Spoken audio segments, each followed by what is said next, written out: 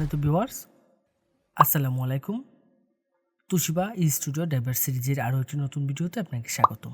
আজকের ভিডিওর মাধ্যমে আমি দেখাবো হচ্ছে তুশিবা স্টুডিও 449S এর প্রিন্টার ড্রাইভারটি কীভাবে খুব সহজে আপনার কম্পিউটার বা ল্যাপটপে সেট আপ করে নিতে পারবেন এবং কিভাবে এই ড্রাইভারটি ডাউনলোড করবেন এবং কোথা থেকে ডাউনলোড করবেন, সম্পূর্ণ প্রসেসটি দেখাচ্ছি আজকের ভিডিওতে। তো ভিডিওটি অবশ্যই গুরুত্বপূর্ণ হতে চলছে। কথা না বাড়িয়ে চলে আমরা মূল ভিডিওতে চলে যাচ্ছি।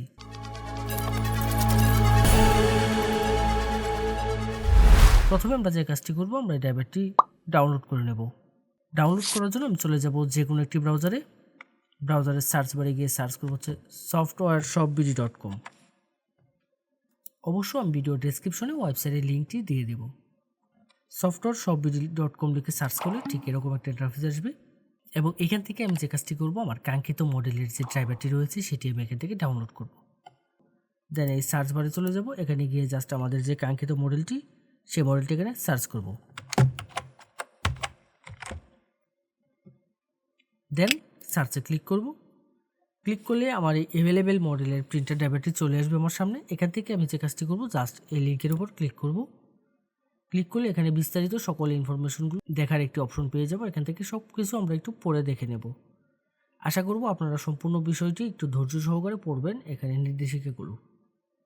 দেন এখানে ডাউনলোডের জন্য দুটি লিঙ্ক পেয়ে যাবেন, যে কোনো একটি লিঙ্কের উপর ক্লিক করব। ক্লিক করলে ঠিক এরকম ইন্টারফেস আসবে আপনার সামনে। এখানে গুগল ড্রাইভে নিয়ে যাবে এবং দেন দুটি ফাইল একসাথে মাউস ড্র্যাগ করে সিলেক্ট করে ডাউনলোড করে নেব। এখানে একটি ফাইল পেয়ে যাবো হচ্ছে পাসওয়ার্ড আর একটি হচ্ছে ড্রাইভার।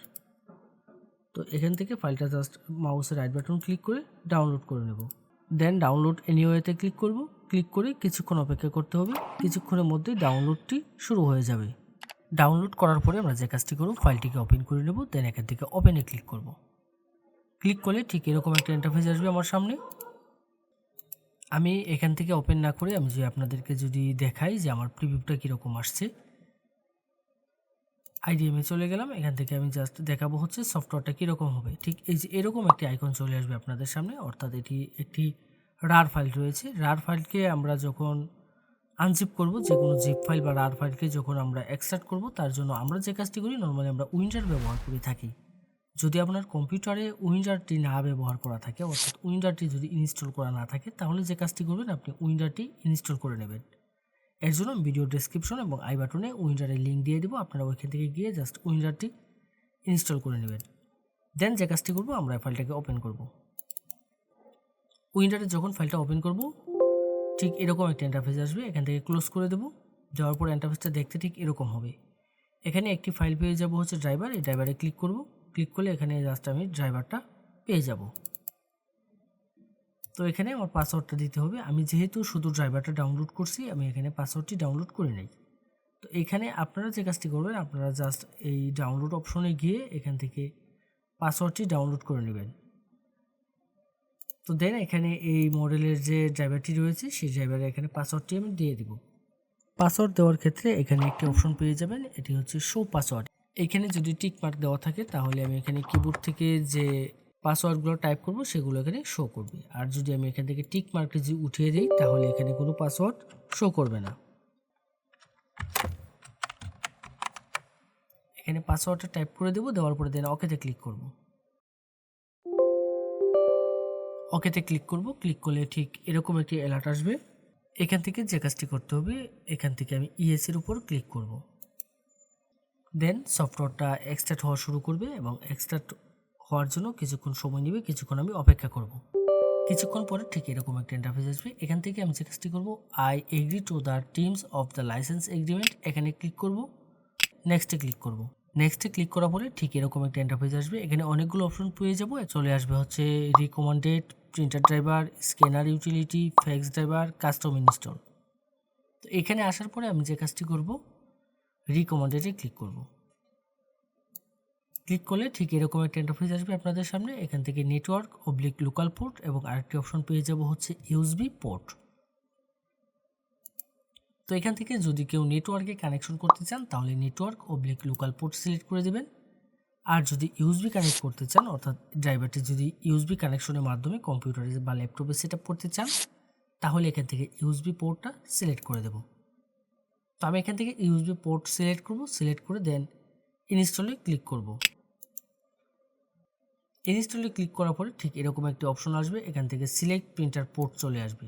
দেন এরকম একটা ইন্টারফেস আসবে। এখানে আমি যে কাজটি করব, আমি আমার প্রিন্টারটি সরাসরি কম্পিউটারের সাথে কানেকশন করে নেব। অবশ্যই ইউএসবিতে প্রিন্টারটি কানেকশন করে নেব এবং ইউএসবি কানেকশন করার ক্ষেত্রে আমি যে বিষয়টি লক্ষ্য রাখবো সেটি হচ্ছে আমার পিসি বা ল্যাপটপের যে ইউএসবি পোর্টগুলো বেশি শক্তিশালী সেই পোর্টগুলোর সাথে কানেক্ট করব। দেন ওকেতে ক্লিক করব। এখানে আসার পরে আমার আর কোনো কাজ করতে হবে না, আমার কিছুক্ষণ অপেক্ষা করতে হবে। কিছুক্ষণের মধ্যেই আমার প্রিন্টার ড্রাইভারগুলো সেট আপ হয়ে যাবে। এক এক করে এখান থেকে সবগুলো ড্রাইভার সেট আপ হয়ে যাবে। দেন এখানে ফিনিশের যে অপশনটি রয়েছে এই ফিনিশে আমি ক্লিক করব। ক্লিক করে এখান থেকে বেরিয়ে আসব। এখন আমি যে কাজটি করব, আমি এখান থেকে বেরিয়ে এসে আমি জাস্ট চেক করে দেখব আমার প্রিন্টার ড্রাইভারটি সেট আপ হয়েছে কিনা। অবশ্য চেক করার ক্ষেত্রে আমাদের যে কাজটি করতে হবে, আমার কম্পিউটারটি রিস্টার্ট দিয়ে নিতে হবে।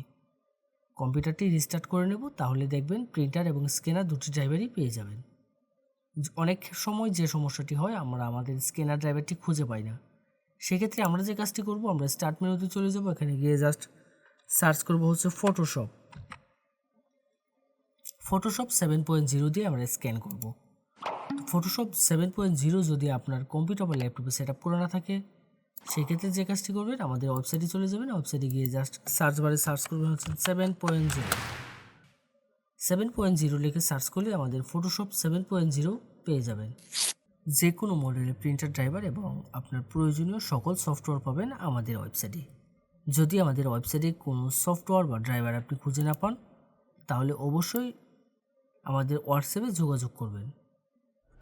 আমাদের প্রত্যেকটা পোস্টের মধ্যে আমাদের হোয়াটসঅ্যাপ নম্বর দেওয়া থাকবে। এই ছিল আজকের মতো। এরকম গুরুত্বপূর্ণ টেক টিউটোরিয়ালের জন্য অবশ্যই আমাদের চ্যানেলটি সাবস্ক্রাইব করে রাখতে ভুলবেন না। দেখা হবে নতুন কোনো ভিডিওতে।